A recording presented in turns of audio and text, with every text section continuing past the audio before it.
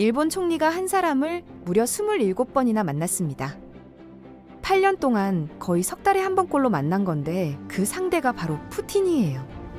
아베 신조 전 총리는 정치 인생을 걸고 이 남자한테 매달렸는데 결과는 완벽한 실패였습니다.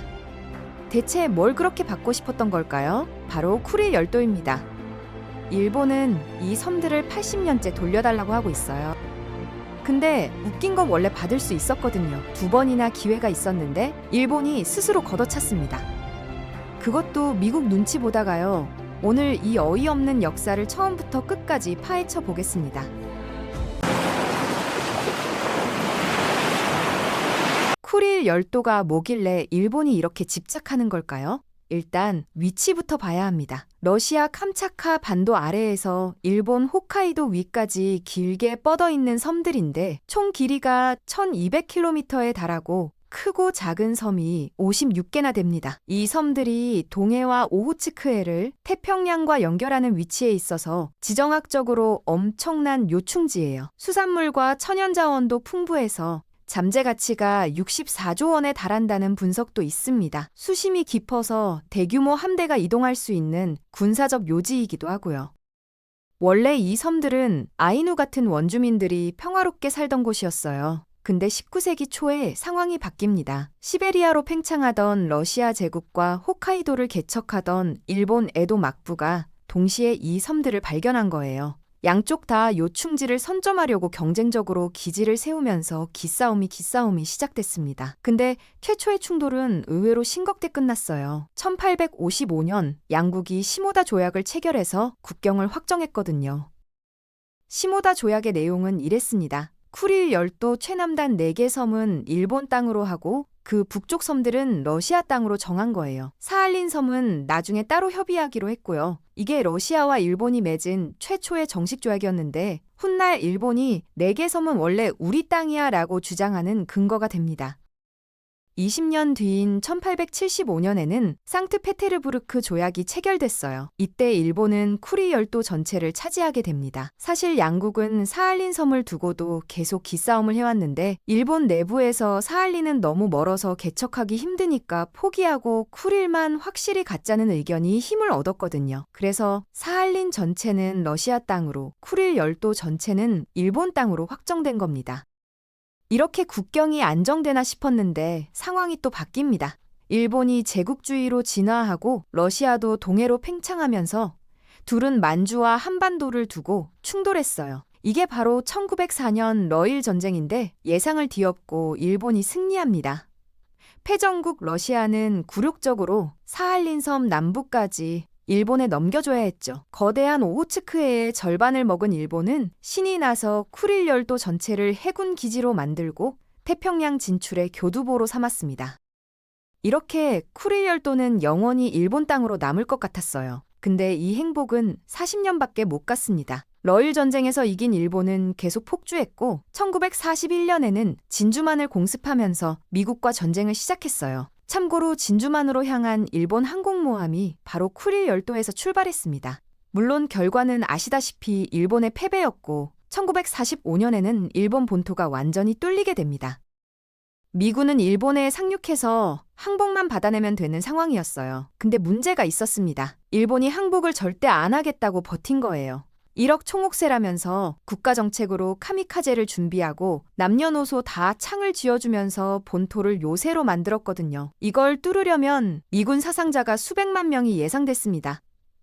결국 미국은 새로운 파트너를 끌어들이기로 합니다. 바로 소련이었죠. 1945년 초 얄타 회담에서 루즈벨트 대통령은 스탈린에게 일본을 쳐달라고 요청했어요.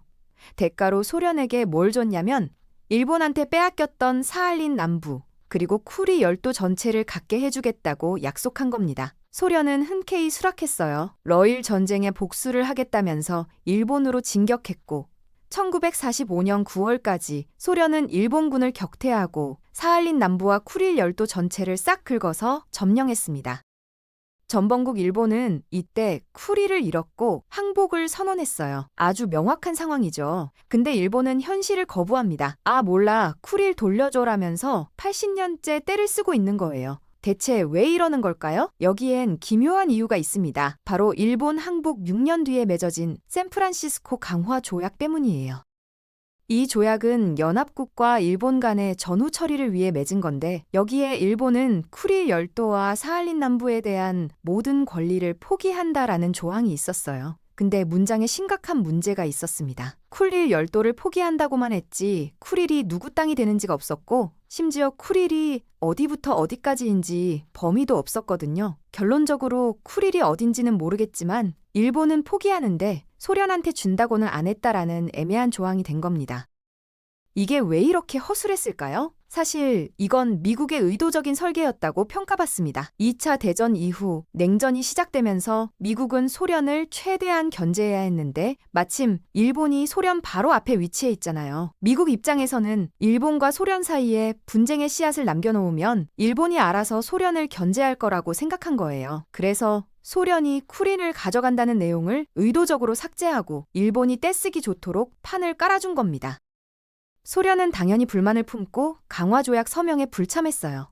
조약 체결은 어쨌든 끝났는데 과연 일본이 바로 태클을 걸었습니다. 소련은 서명 안 했으니까 쿠릴이 자기 것이라고 주장할 법적 근거가 없다는 거예요. 그리고 1855년 시모다 조약을 들고 나오면서 이때 러일 국경이 최초로 확정됐고 이때부터 4개 섬은 항상 일상 일본의 고유 영토였다고 주장했습니다. 그러니까 4개 섬은 쿠릴 열도에 포함되지 않는 별개의 땅이라는 논리였죠. 소련은 황당했어요. 우리는 일본을 치는 대가로 쿠릴을 갖기로 미국이랑 약속했고 정당한 전리품으로 가져간 거라고 반박했습니다. 근데 일본은 막무가내였어요. 사실 일본도 이유가 있었거든요. 4개 섬을 돌려받으면 그 면적 기준으로 엄청난 영해를 확보할 수 있었고 거기서 나오는 막대한 어획량과 천연자원, 심지어 해군 기지까지 다 되찾을 수 있었습니다.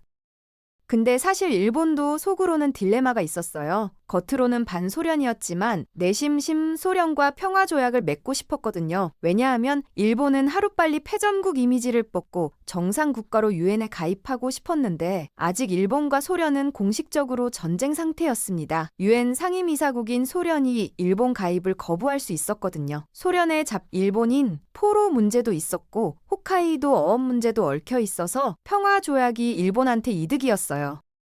결국 일본이 한 발 물러섭니다. 4개 섬 전부 말고 일본이랑 가까운 2개 섬만 달라고 제안한 거예요. 어차피 전범국인 자기가 4개 섬을 다 돌려받는 건 무리라고 판단한 거죠. 근데 의외로 소련도 오케이 했습니다. 당시 강경파 스탈린이 죽고 온건파 후르쇼프가 집권한 상황이었는데 자본주의 국가들과 관계 개선을 추진하고 있었거든요. 합의는 시간 문제처럼 보였습니다.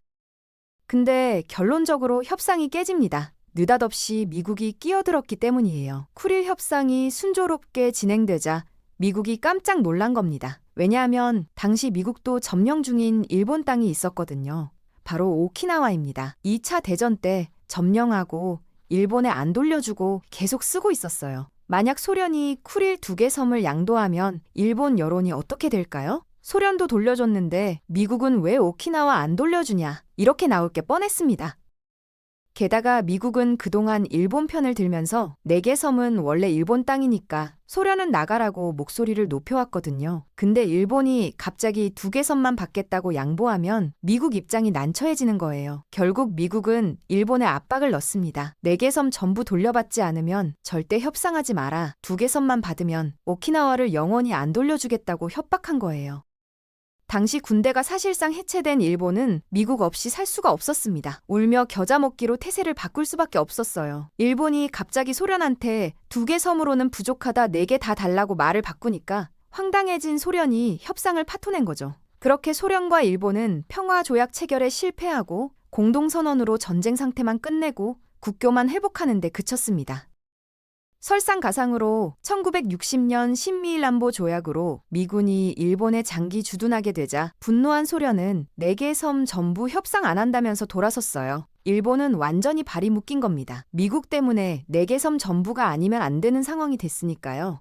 결국 일본은 자기만의 세계를 창조하기로 합니다. 일본은 쿠릴 4개 섬을 묶어서 북방 영토라는 신조어를 만들었어요. 그리고 북방 영토는 쿠릴 열도와 다른 별개의 땅이라고 주장하기 시작했습니다. 매년 2월 7일을 북방 영토의 날로 지정하고 신문과 잡지에 고대부터 우리 땅이었다고 홍보하면서 정부 주도로 관련 시민단체와 기관을 세웠어요. 국민들의 믿음을 설계하는 작업이었고, 이게 수십 년 계속되니까 일본 여론도 북방 영토는 일본인의 자존심이다, 반드시 되찾자는 분위기가 됐습니다. 그 상태에서 일본은 소련과 계속 협상했는데 소련은 양보할 생각이 없었어요. 1977년 일본 총리가 모스크바에 가서 북방 영토를 거론하자 소련은 2차 대전 결과부터 인정하라면서 쿠릴 문제를 회담 일정에서 아예 빼버렸습니다. 이후 온건파 고르바초프가 집권하자 일본은 1991년 그를 도쿄에 초청했는데 고르바초프는 영풍쟁이 있다는 건 인정했지만 실제 반환에 대해서는 원론적인 얘기만 하고 아무것도 안 했어요.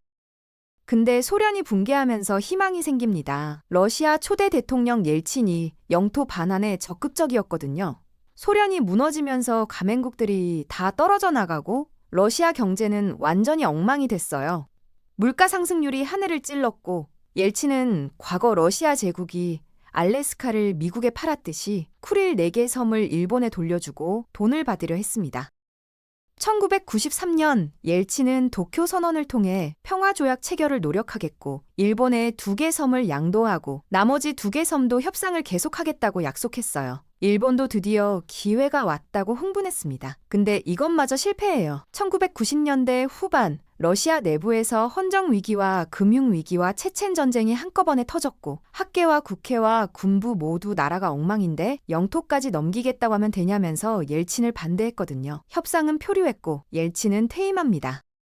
2000년에 푸틴이 대통령이 됐어요. 푸틴은 러시아 민족주의와 강경책을 앞세우는 사람이잖아요. 일본한테도 정확히 그렇게 했습니다. 평화조약을 노력하겠다는 원론적 합의는 했지만 결론적으로 4개 섬 전부는 불가능하고 2개 섬 주는 것 정도부터 고려해보겠다고 말을 바꿨어요. 쿠릴 문제는 원점으로 돌아간 겁니다.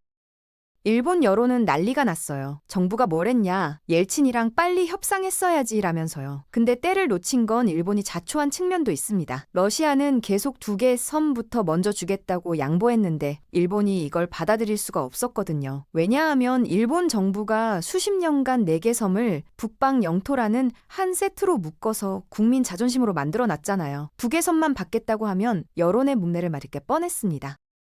게다가 일본은 쿠릴 말고도 영유권 주장하는 곳이 2군데 더 있어요. 독도와 센카쿠 열도입니다. 만약 쿠릴에서 2개 섬만 받으면 이건 2차 대전 패전 때 빼앗긴 걸 인정한다는 의미가 되거든요. 그러면 역시 패전 때 일은 독도와 센카쿠 열도 영유권 주장 근거도 약해지는 거예요. 그래서 옐친이 아무리 양보해도 일본은 4개 섬 전부만 고집하다가 기회를 날려버린 겁니다.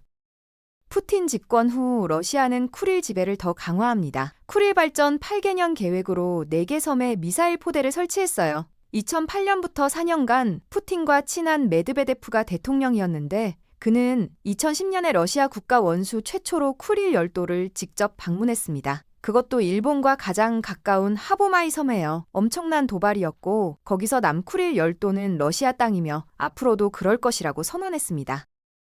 2012년 푸틴이 다시 대통령이 되고 아베 신조가 일본 총리가 됐어요. 아베는 정치 인생을 걸고 쿠릴 문제를 해결하겠다고 나섰습니다.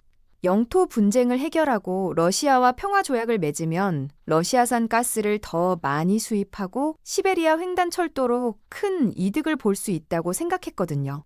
그래서 8년 동안 무려 27번이나 푸틴과 정상회담을 했습니다. 근데 결과적으로 푸틴은 아무것도 양보 안 했어요. 러시아 입장에서는 일본이 4개 섬만 고집하고 미일 동맹이 계속 강화되는 판에 양보할 이유가 없었거든요. 오히려 2019년부터는 푸틴이 일본이 먼저 4개 선이 러시아 것임을 인정하라, 그게 협상의 출발점이라고 역으로 압박했습니다. 아베의 27번 회담은 완전히 물거품이 된 거예요. 2022년에는 러시아가 우크라이나를 침공했고 일본이 대러시아 제재에 참여하면서 상황이 더 악화됐습니다. 러시아는 쿠릴에서 대규모 군사훈련을 했고 일본은 홋카이도에서 쿠릴 상륙을 가정한 모해 훈련으로 맞받아쳤어요. 지금으로서는 협상 희망이 거의 사라진 상태입니다. 현재 상황을 보면 당연히 러시아가 유리해요. 쿠릴은 자기가 지배 중이고 일본이 미쳤다고 침공할 수도 없으니까요. 러시아는 아예 양국 간 영토 문제 자체가 없다는 입장입니다. 게다가 일본이 북방 영토라면서 애국심과 연결해 놓은 덕분에 러시아가 쿠릴에서 한마디만 하면 일본 여론저론 전체가 들끓어요. 아주 유용한 도구가 된 거죠. 일본은 나름 논리를 만들어서 억지 주장을 하려 해도 4개 섬을 한꺼번에 받아야만 하는 상황이라 실마리가 꽉 막혀 있습니다. 북방 영토라는 신조어까지 만들면서 현실을 창조하려고 노력한 일본이지만 그 현실이 올 기미는 아직 보이지 않습니다.